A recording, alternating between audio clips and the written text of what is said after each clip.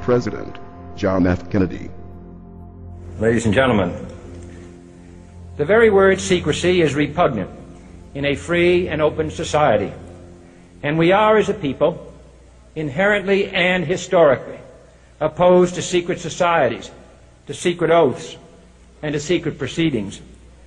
We decided long ago that the dangers of excessive and unwarranted concealment of pertinent facts far outweighed the dangers which are cited to justify it.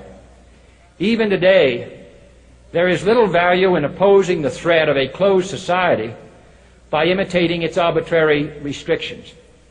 Even today, there is little value in ensuring the survival of our nation if our traditions do not survive with it. And there is very grave danger that an announced need for increased security will be seized upon by those anxious to expand its meaning to the very limits of official censorship and concealment. That I do not intend to permit to the extent that it's in my control. And no official of my administration, whether his rank is high or low, civilian or military, should interpret my words here tonight as an excuse to censor the news, to stifle dissent, to cover up our mistakes, or to withhold from the press and the public the facts they deserve to know. For we are opposed around the world by a monolithic and ruthless conspiracy that relies primarily on covert means for expanding its sphere of influence, on infiltration instead of invasion, on subversion instead of elections, on intimidation instead of free choice, on guerrillas by night instead of armies by day. It is a system which has conscripted vast human and material resources into the building of a tightly knit, highly efficient machine that combines military, diplomatic, intelligence, economic, scientific, and political operations. Its preparations are concealed, not published. Its mistakes are buried, not headlined. Its dissenters are silenced, not praised. Its dissenters are silenced, not praised.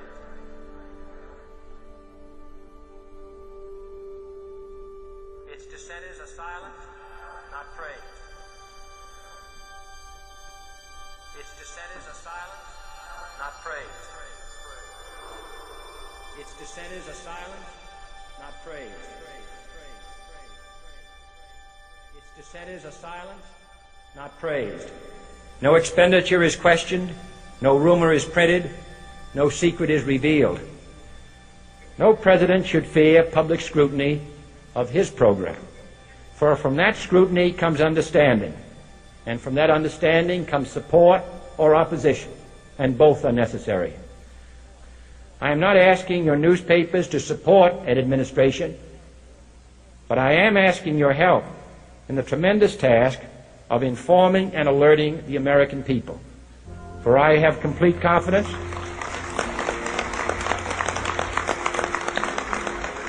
in the response and dedication of our citizens whenever they are fully informed.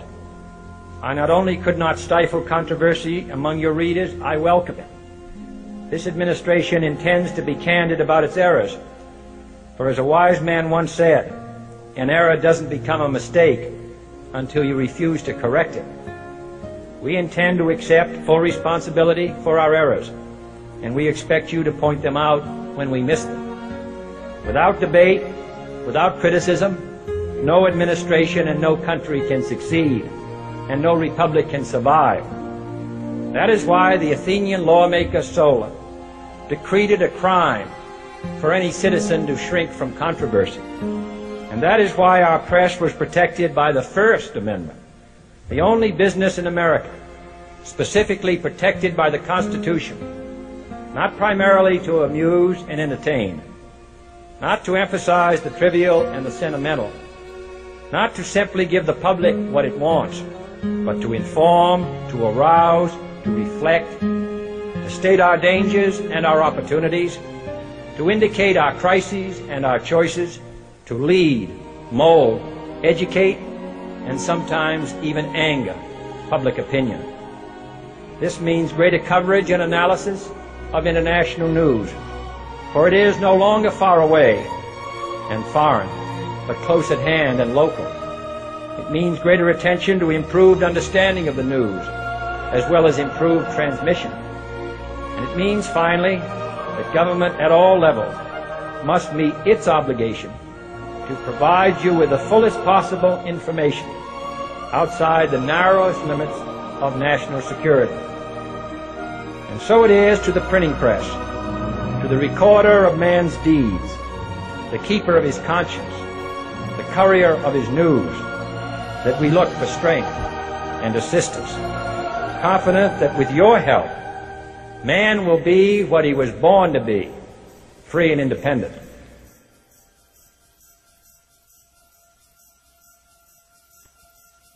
You were both in Skull and Bones, the secret society.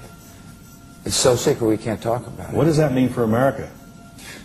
The conspiracy theorists are going to go wild. I'm sure they are. I don't know. I haven't seen the web. Number 322? You both were members of Skull and Bones, a secret society at Yale. What does that tell us?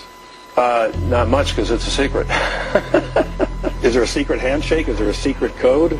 I wish there were something secret I could manifest. 322, a secret number? There are all kinds of secrets, Tim, but one thing is not a secret. I disagree with this president's direction that he's taking the country. We can do a better job, and I intend to do it. And we'll be watching. Be safe on the campaign trail. John Kerry, thanks for joining us. And we'll be right back. It's good to be back at the Council on Foreign Relations. As Pete mentioned, I've been a member for a long time and was actually a director for some period of time. I never mentioned that when I was campaigning for re-election back home in Wyoming. Senator Clinton, how you doing? I'm good. How are you? Can I ask you a quick question while you sign that? It was reported in June of 2006 you attended a meeting in Ottawa, Canada, the Bilderberg Group. Can you comment on that? What's going on for the Bilderberg meeting, and what do you guys talk about up there? I have no idea what you're talking about. Yeah, you do. I was reported you were up there, and people saw you up there. I just want to know what you guys talk about and meet about up there. Sir, I don't know. Why are they such top secret meetings? I have no idea what you're talking about. Your husband went to a Bilderberg meeting too. I'm just wondering. I'm not being rude or anything. No, I just want to know what happens at these meetings. Well, since I wasn't there, I have no idea. Okay, thank you, Senator. Thank you. How are you? There you go. Thank you very much. Listen, I am a happy member of the Bohemian Grove. I like the folks who come there, and it's really inappropriate for me to talk about the group beyond that. Thank you. Have you been there for the ceremony with the cremation of care? Frankly, I don't think that's something I need to talk to you about.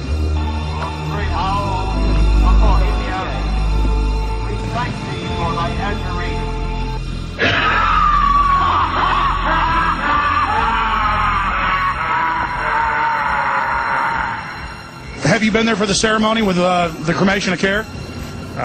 Frankly, I don't think that's something I need to talk to you about. Really? That's right.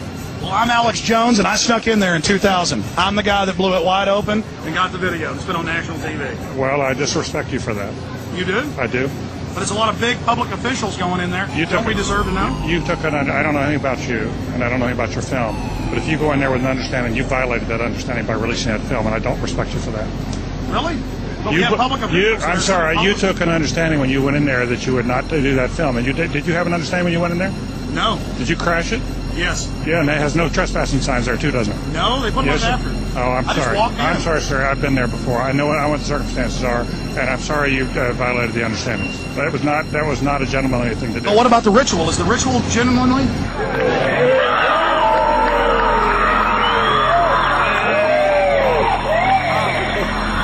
Sir, everything. I don't owe you this comment. I know. This is what's called ambush journalism, and I disrespect you for that as well. So thank you and goodbye. The ritual?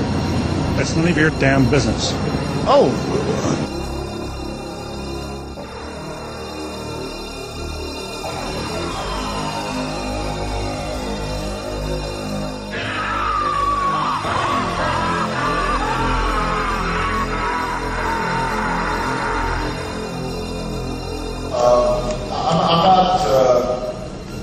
The Council on Foreign Relations, I don't know if I'm an official member. I've spoken there before.